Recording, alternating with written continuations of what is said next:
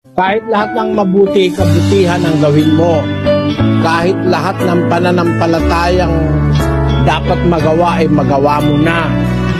Hindi sapat yun. Basahin natin ang unang Korinto 13:2. At kung magkaroon ako ng kaloob na panghuhula at maalaman ko ang lahat ng mga hiwaga at ang lahat ng mga kaalaman, at kung magkaroon ako ng buong pananampalataya, na anupat mapalipat ko ang mga bundok, datapwat wala akong pag-ibig, ay wala akong kabuluhan.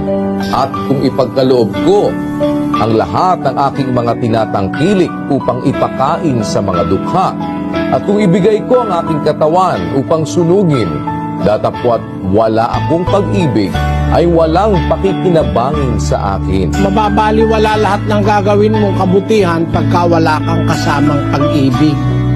Pag-ibig sa Diyos.